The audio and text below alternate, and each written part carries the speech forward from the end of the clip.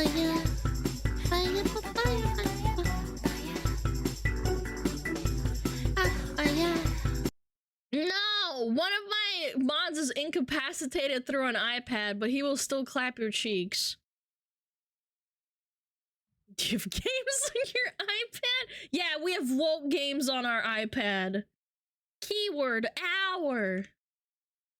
Hello? Upper Echelon Gaming. All right, today's an interesting video, at least I think so, because today we're talking about the process by which the video game industry went woke through the lens of a pretty widespread claim that was made a few months ago. The claim was that a company called Sweet Baby Incorporated had somehow contributed to the phenomenon where video game narratives are being deliberately constructed for the purpose of ticking off diversity checkboxes, which in turn qualifies them for ESG investments, ESG meaning environmental, social, and governance in this case, from major companies like BlackRock. It sounds complicated, but the idea itself is pretty straightforward. Investment companies like BlackRock allegedly have a kind of scorecard. Of course they like BlackRock, they have a lot of money. Dude, fuck BlackRock. That scorecard factors in things like diversity, inclusion, LGBTQ allyship, etc., and the scores that these companies receive qualify them, or disqualify them, from being the target of investment, which... By the way, Blizzard has the same thing. They showed a, what is it called? A little percentage meter that they had for Overwatch. Which has further downstream impacts. The particular claim we're looking at today asserts that video game publishers have increasingly turned to a company called Sweet Baby Incorporated, among others, so as to boost their effective score by modifying their games with woke-style themes or narratives, thereby qualifying them for additional investments. Hold on, let me look it up. Overwatch, fuck, what is it called? It was like the Overwatch diversity screen, if I remember correctly. Overwatch diversity chart. Oh. Here it is. This is what they use. Yeah. It's really good. Ah, fuck, it's small as hell, though. 1 second. Can I get something that's not so small? Oh, yeah, here we go. Yeah, here we go. Depending on the gender, what morale they have, their age, that's what they use. Hold on. Fuck. I actually put it on the wrong screen. I'm dumb as fuck. There you go. Sorry. That took a little bit. Sound's still on. Oops. Not bad. Yep. Here we go. Very cool. Depending on your socioeconomic background, you get a certain amount of points. Depending on your race, your morale, your body type, your physical ability, your cognitive ability. So like Anna, for example, because she's blind in one eye, she gets a higher score than other characters that can see with their eyes. And Torbjorn, because he's like short, I guess, he gets... Who's worth the most points? They had this like little chart on who was the better, like who was the one with the best one. Yeah. This was public information, by the way, so keep that in mind. AKA being short is a disability. Short, and also he's missing limbs that were replaced. I should have prefaced that with that. Yeah, or what your sexual orientation is. If you're like straight, you'd get less points and stuff. Going woke. Now, I fully understand that today's topic is highly politicized. Okay. I'm not trying to do that. It's just an objective fact here. So please keep in mind that I'll be attempting to go purely analytical, staying away from opinionated jabs and commentary on what I actually think of the current gaming landscape. I certainly have opinions, don't get me wrong, but this video is about looking at patterns, not rambling about grievances. There's plenty of that circulating on social media right now. I've certainly done it myself in the past, but today I'm much more interested in what's actually happening behind the scenes, because the general accusation, gaming has gone woke, is extremely common, yet often said with very little deeper analysis. Let's get started. This is Sweet Baby Incorporated. This company in particular came under fire a few months ago from a variety of... Now it's even worse under fire. This video's from a month ago, by the way, funnily enough. It wasn't like happening during the Sweet Baby cancellation. angles, resulting in them turning some of their social media private, probably because they got harassed, which does happen when you become the target of YouTube videos en masse. But with that in mind, I'm not actually focusing on whether or not Sweet Baby Incorporated individually is the reason video games went woke. I'm focusing on the concept of whether or not companies like them have an incentive to exist, and whether or not major publishers or development studios have an incentive. Sorry, I had the French Canadian comment. Those darn French Canadians. To hire them. What If those are two they things doing prove to over be there? true, well, that obviously tells us something. And here's a bit of a spoiler. It's pretty obvious, in my opinion, that yes, those two things are currently true. Once again, this is Sweet Baby Incorporated. It is a, quote, narrative development and consultation studio based in Montreal, with a mission to tell better, more empathetic stories while diversifying and enriching the video games industry, end quote. On the surface, to be completely honest, that's not very interesting. It gets a little bit weirder when you listen to some of the things that their executives have said publicly, sure, but the most interesting part is their client list. Xbox Game Studios, EA, Valve, Ubisoft, Square Enix. I'm starting to see a trend. Electronic Arts, that is. Valve, 2K, Ubisoft, Square Enix, Warner Brothers, Rocksteady, Avalanche, Compulsion Games, etc., etc. The list is very long and also includes a large number of industry-leading publishers as well as development studios. For Sweet Baby as a business, that's great, but for the topic today, we need to understand what it is they actually do. The best way to describe this, without going down a pretty hefty rabbit hole here, is to read this paragraph from their Approach info page. Quote, "We believe that representation is key to connecting players and audiences, and we offer a few ways to help your team and project gain the perspective needed to make it happen." No. Why can't you just make a relatable character no matter what they are, like, on the outside? Like, I don't get it. Why do you have to do that? And knowledgeable community of diverse consultants, able to cover a wide range of cultural and sensitivity topics. Sensitivity topics? What does that even entail? What the hell? Are these the fuckers the reason the Spider 2 was mid? Yes. Yes, they worked on the creation of joy in marginalized players and seeks to be additive rather than strictly corrective. We do cultural consultation, sensitivity and inclusivity reading, risk and opportunities assessment, and more. And risk and opportunities? So that's the type of stuff that people generally talk about or refer to when they say the word woke. Sensitivity reading means reading something and determining who might possibly be offended, which might...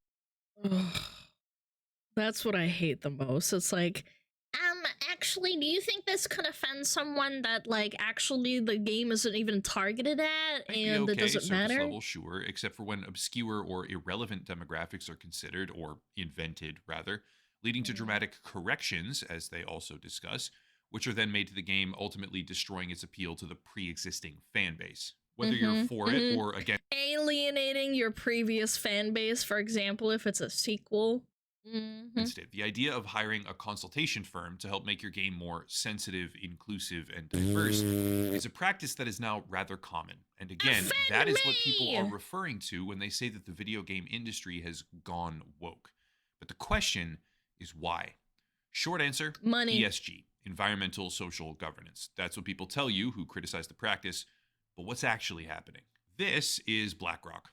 BlackRock is a multinational investment firm. You've probably heard of it many times. They're worth billions and they invest in everything. There's a TikTok of a guy somewhere explaining how BlackRock basically owns everything, right? And what happens is that they want everyone to be invested in trillions. Excuse me. Yes, you're right. Trillions, not billions. I still await the day when writers realize that they don't have that much creative freedom when writing sequels. It's just how it's supposed to be. Yeah, man, I don't even know. Yeah, they own a stake in everything. And what they want to do is that if it's an ecosystem they control... For example, they have probably like a little bit in McDonald's, a little bit in Burger King, but even though McDonald's and Burger King are competing against each other, they want them both to succeed, even if they're competitors. Does that make sense? Like, even though they're two competing burger companies, they still want both of them to succeed in a way. Yeah. They own Smuggle on a stock? Well, yeah, technically. I work for Twitch, and Twitch works for Amazon, and Amazon probably owns a bit of freaking Amazon. I mean, BlackRock owns a little bit of Amazon. Sorry, it's getting too much. Yeah, they double dip. They own like everything. Everything. Before, and it's the world's largest individual corporate asset manager. On a similar level is Vanguard, another multinational. Amazon owns Amazon. I corrected myself, man. National investment company managing over $7.7 trillion in this case. And these two firms, among many others out there, have something in common. They both prioritize ESG investments. ESG-focused investing is a financial phenomenon or trend, if you will. Yeah, it started like, I don't know, in 2016, I think. BlackRock's basically the Illuminati, but real, they have their hands in everything. Yeah, exactly. Like, legitimately in everything. There's a really crazy TikTok of a guy breaking it down in about 5 minutes, and he had a really scary like graph of ownership of what they have. It was just kind of like, and it was like a picture of a mosaic of things that Vanguard and BlackRock have like bought over the last like 60 years. It's insane. According to a PwC report, quote, asset managers globally are expected to increase their ESG-related assets under management, AUM, to $33.9 trillion by 2026, end quote. And what's even more substantial, ESG assets are on pace to constitute 21.5% of total global assets under management in less than 5 years. 21.5, guys! That's almost a quarter! Oh my god! That's insane! Simply put, ESG investing is a viral phenomenon where the social, environmental, and political conscience of an asset or company rather, is allegedly at the core of whether or not major investment firms will include it in their portfolios. So much so that prominent businesses now publish what are called ESG reports. Here's one from Kraft Heinz. Wait, how do you make Heinz ketchup relatable to people? Oh, look, I guess the every type of race likes ketchup. Wow, that's crazy. Company behind ketchup in 20. Yeah, Ketchup, Crafts, Oscar Mayer, yeah, Waddies. It has an entire section called Diversity, Inclusion, and Belonging. What more specific the frick is that? To gaming, if you want that. Here's an ESG report from Activision Blizzard. Yes, yes, this is what I'm talking about. Diversity is mentioned 39 times, and the report very specifically emphasizes more characters in the video games that they produce from LGBTQ backgrounds or non. Guys, isn't this like absolutely terrifying? Where's my gay ketchup? Honey, ketchup is already gay. I'm gay. Yeah. Rainbow ketchup? That would be a difficult one to make, I'm not gonna lie. Non-binary representation. Now, this matters because BlackRock and Vanguard, both of them, under their asset umbrella, if you will, have numerous different funds dedicated to the concept of ESG, which is specifically why these large companies are trying so hard to fit in. One important side note for later in the video from the Vanguard ESG. What the hell? Prospectus 2025, 2030, what? They have a fund for like the next like 40 years? Bro, it's Jover. Guys, it's time to pack it up. We're owned by everything. Stock ETF, quote, the index excludes the stocks of companies that FTSE determines engage in, have a specified level of involvement in, and or derive threshold amounts of revenue. That's important, threshold amounts of revenue. Produce from one adult or more entertainment. Of the following activities, including produce chemical and biological weapons, distribution of cannabis plants, tobacco, alcoholic beverages, adult entertainment, military weapons, tailor-made components of weapons, defense industry, produce and sell assault weapons and small arms to civilian customers. Further down, own and or operate a gambling establishment. End quote. My point is that these investment funds have rules, gamble bad, ethical rules, really. And that gaming companies in particular are attempting to conform to said rules. However, let's go one step further and make it completely obvious. Remember that list of companies that hired Sweet Baby Incorporated that they brag about on their official website? Let's look at those, starting with Electronic Arts. The largest two institutional shareholders of EA, BlackRock and Vanguard. Ah! No! God! Oh my god! Of course! No Nintendo? Yeah, but Nintendo has its own myriad of problems. Let's be real. Dude, they ruin everything! Everything sucks, chat! Take-Two Interactive, another name on the list of Sweet Baby clients by way of 2K. Largest institutional holders, Vanguard and BlackRock. Warner Brothers.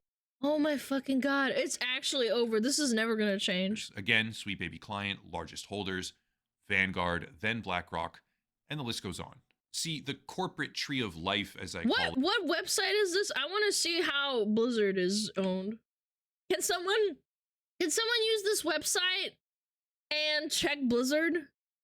How bad it is? Then BlackRock, and the list goes on. Oh wait, it's owned by Microsoft, so yeah, it's actually over. Yeah. See, yeah, the it's corporate 100% tree over. of life, as I call it in a demented way, makes it even more obvious because the other names on that list. Yep, that's it, chat. Go outside and touch grass before BlackRock makes that gauge. Oh no, I have touched grass. I am gay. That's how I became gay. The list of Sweet Baby clients, that is, are almost all related in some capacity as well, even if BlackRock or Vanguard are not directly holding their company's stock. Example, Warner Brothers in 2010, a while ago, acquired a majority stake in Rocksteady Studios, meaning that yet another client on the list is directly connected through its parent organization, and the same is true for practically every single name you see. Microsoft, largest institutional holders. It's over. Yeah, I was about to say, there's no way Microsoft isn't largely owned by BlackRock and Vanguard. It's over, surprise, Vanguard, BlackRock. And this was true for Activision Blizzard as well, even before the buyout. As of October 12th, 2023, BlackRock owned 56 million shares of the company. 7.2% ownership. This was before the sharing. The takeover, the 100% takeover. Yeah, it's actually over. Accounting for 7.2% of its total, and Vanguard owned over 61 million, 7.9%. Oh my god. Microsoft also owns Compulsion Games. Surprise, surprise. Yet another name on the list of Sweet Baby Incorporated. Wow. But you get the point. These companies, the ones hiring Sweet Baby, unilaterally enjoy substantial investment from two of the world's largest asset holders who champion the concept of ESG. This is like Umbrella Company. Umbrella Incorporated, man. This is so dystopian! It's not really ownership, though, it's just investing their stock. My brother in Christ, that is literally what ownership is defined as. If you reach a certain stake in ownership as, like, a collective, yeah, like, you become, like, a large owner. That's what it is. In their investing portfolios, which heavily incentivizes shoehorn diversity, thereby feeding the cycle and creating an industry norm where publishers play ball, kind of, and make their products look better for the purpose of appeasing this larger agenda, only to have their original audiences wondering what the hell happened when the products become unrecognizable. Make sense? Just one problem. This whole thing is a sham. Remember that requirement, the one we briefly read from the Vanguard ETF about excluding gambling? Yeah, that's a pretty normal provision for most of these funds, but half of the modern video game world is now predicated on blatant underage gambling. Loot boxes, surprise mechanics, whatever you want to call them. They don't care, it makes them money. Bro, this is scary. A single share of stock represents your percentage of ownership. Yeah, and if you reach a certain percentage, then you become a majority. Yeah, it's just how it works. Just be educated, guys. Yeah, it's not just investment. You're owning a part of the company. It's gambling. But that doesn't really matter because the point isn't to actually have ethical investments. The point is to look like you do through the lens of modern social expectations. Child gambling. On that. According to analysis done by Gianpaolo Pari and Mirko Rubin, I think is how you say that, published by Vox EU in October of 2023, titled Smoke and Mirrors, A Look Inside ESG Fund Portfolios. Quote, As a final piece of evidence, we calculate the hypothetical returns a fund would earn based on the disclosed portfolio and compare them to its realized returns. In Figure 2, we observe that in the 10 days leading up to disclosure, funds tend to underperform the portfolio they are about to disclose. This observation is consistent with the idea, during this period, they incur meaningful transaction costs as they adjust their portfolio to include more environmentally friendly and sustainable assets. However, following the disclosure event, we notice a shift in performance dynamics. Funds begin to outperform the portfolio that they have just disclosed, indicating that they are now holding higher paying assets than the ones they have recently made public. This trend is in line with the hypothesis that after the disclosure event, funds might replace some ESG assets with higher yielding but less sustainable assets. Simplified, before disclosing what assets they hold, ESG funds are rearranging themselves to look good, only to sell off those assets immediately and invest back into whatever is just most profitable. Smoke and mirrors. Yes, it's legal fraud. I was about to say this is actually just scamba. This is scamba. This is a complicated scam, but I know there was a lot of like jargon and like blah blah blah blah blah, but he explained it really well. They're literally flipping. It's like pyramid scheming. Yeah. Here's an even better example that's also pertinent to the gaming industry. Activision Blizzard, the company rocked by sexual harassment lawsuits, worker mistreatment scandals, employee walkouts, and government. Massive piss. Smugglerana Pat. Yeah, thank you, Finn. Thank you for the 2 months. Yes, an overly complicated version of the Ponzi scheme. Yes, exactly. Like, that was all mumbo jumbo, and he just said it as, like, how it is. You're just flipping. Big tits, massive tits. I'm too tired to understand the technical stuff right now. Basically, it's a scam. That's all you need to know. If you're too tired, or you don't understand what he's saying, all the mumbo jumbo, it's just... It's a scam. Mental investigations. They're just allowed to do it. They're perfectly fine for these funds, apparently. They have a board of directors that's 20% women and 20% underrepresented minorities, according to their ESG reports, so they're good to go. And as such, were included in many of the funds that BlackRock and Vanguard offer as an ESG-compliant company. Even the Wall Street Journal itself openly admits, quote, asset managers seem willing to include any company paying lip service to progressive priorities, end quote. Companies like Sustainalytics and Permutable AI publish reports aimed at analyzing the ESG score of different organizations, and those reports are allegedly used by BlackRock, Vanguard, and presumably others as well to allocate funds. The problem? Those reports merely seem to establish a surface-level score, failing to consider even monumental issues with the company in terms low risk. EA is low risk after all the garbage they've put out in the last, like what, 20 years now? They basically haven't made a good game probably in like 15 years. Yeah, they're a low-risk investment. That's crazy. Yeah, what's up, Maple Cinnamon? Low risk my ass. It's crazy, man. All the Madden sales? I guess? Like, I don't know, man. I still find normies that would say so it's good because they don't get it, man. They don't get it. This does not affect them. They don't play video games. Because FIFA and other sports titles print them money. Yeah, but like, I guess they just don't care about public perception as long as they care about money. Internally, like reliance on underage gambling as a revenue stream, a large one at that, or widespread worker abuse as well.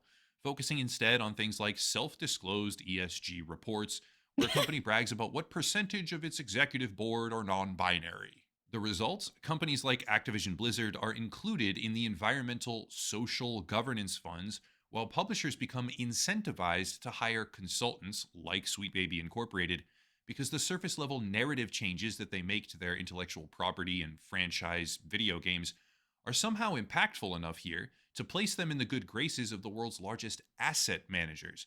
Not because they did anything good, but because they look good on paper, according to... Yeah, and that's what normies like. They like reading something and being like, ah, yes, this is diverse, this is very nice. They farm normies with EA Sports for huge money. Dude, I know so many people in like normie-oriented streams. This is not a normie stream. Like, don't get me wrong. There are people who are like normal and like watch VTubers. But I would say the vast majority of VTubers are not normal. And the ones that play like FIFA or like gamble on what is it called, Madden and stuff, and the basketball like games, they invest hundreds of thousands of dollars over the years and they just don't care.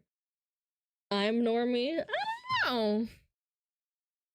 It's a bit of a dive for a stream. No.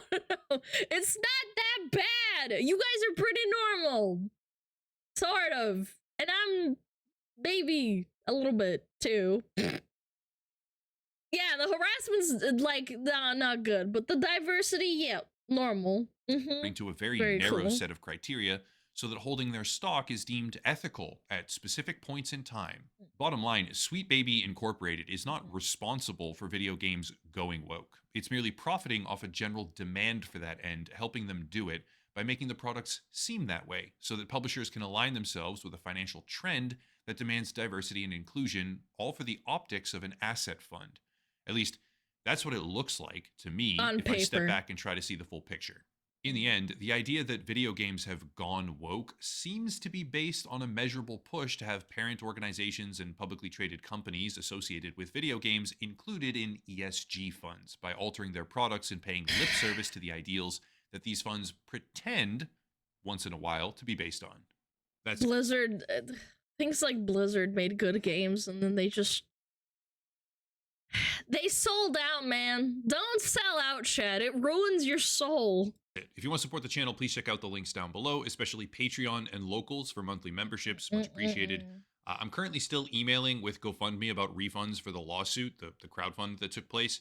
And the latest communication is that there needs to be an international wire transfer to one of the payment providers. And it's a whole complicated process that takes quite a bit of time. But it's happening. And one way or another, you guys will get your money hopefully next week, but it may be a little bit after that. Anyway, I'll keep you posted every step of the way. When it does happen, there's a new merchandise initiative I have to announce as well in tandem. Merchandise some other stuff too. If you want a VPN, there's a link down below, of course. Surfshark is a channel partner. Definitely use that link, etc., etc. But I'll cut it there and stop rambling. As always, thank you all for watching. Question everything, and have a nice night. Yeah! Thanks, Upper Echelon. That was cool. To summarize, the capitalism made games woke. Congrats, US. Ubisoft, and there are several other European-based video game companies that unfortunately try to bend the knee to the corpo overlords.